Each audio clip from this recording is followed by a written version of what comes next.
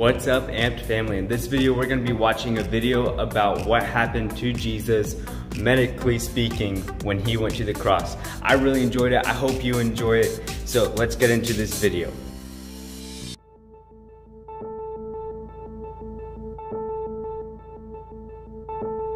Yeah, I believe that Christ's suffering and the demonstration of the kind of physiologic stress that his human body was under is manifested in the Garden of Gethsemane, where it's described that he was sweating blood.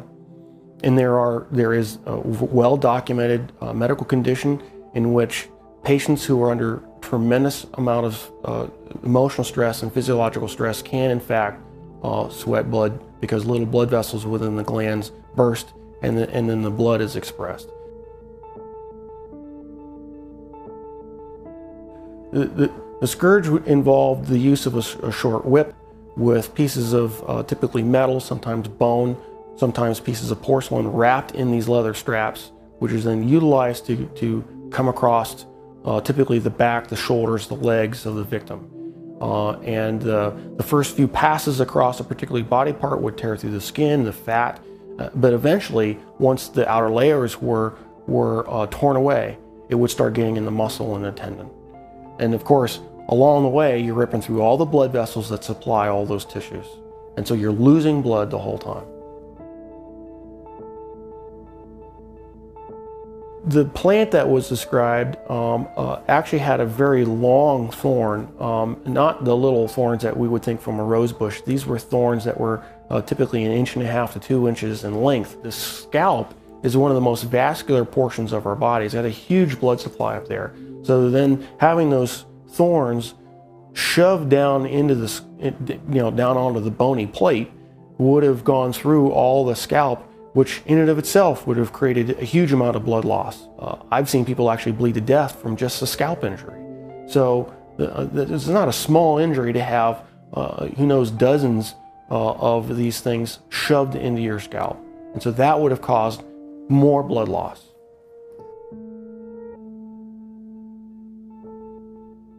Typically, when a victim has to carry the cross, what has been described in the literature, in actual Roman literature, is they describe they carry the crossbar, and the crossbar is estimated was estimated to weigh about 110 pounds. And of course, if your arms are stuck out here, wrapped up on the crossbar, and you fall down, you need help getting up. You just can't get up on your own, because there's no possible way without your arms to get up. So he would have needed help getting up. If he fell over, there's a good chance that he could have hit his chest, which then could account for the possibility of a cardiac injury.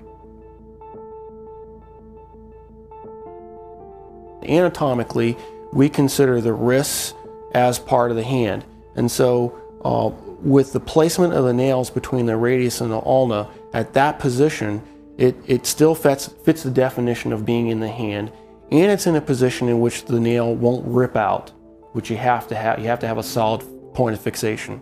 Another interesting point about the placement of that is the median nerve goes right straight through that particular portion of the wrist, and so there would have been either destruction of the nerve or impingement of the nerve that would have created a tremendous amount of pain, so that every time you try to take a breath, it'd be agonizing. You'd be pushing down on spiked feet, which of course hurt, and then you'd be hanging on spiked arms.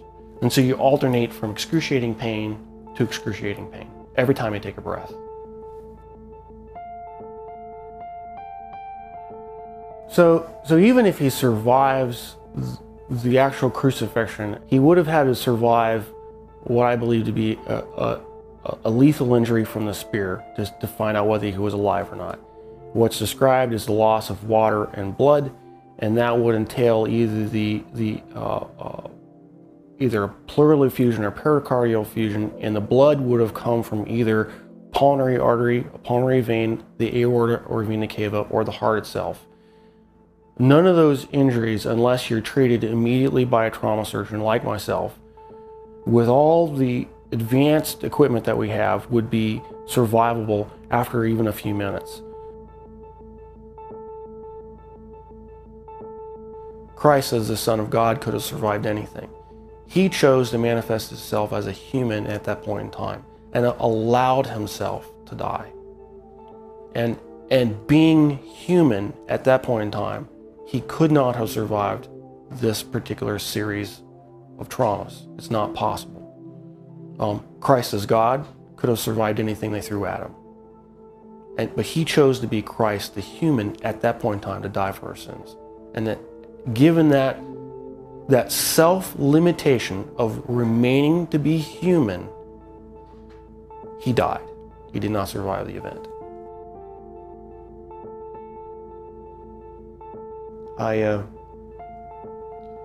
I'm profoundly impacted by it. Because I realized the price that he paid was something I would never be willing to do for probably anybody. It's very difficult for me to even sing songs about the cross, even in worship. Because I truly do understand what he paid, the price that he paid.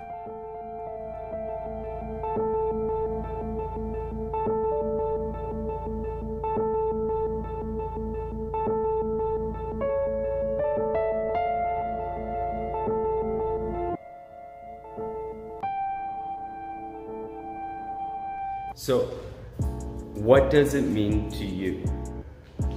And so the cross to me means that it's my salvation. It's where I get my salvation from. It's because that God sent his son to die on the cross for us, that I can be saved and so that I can live in heaven with him one day. That's what the cross means to me.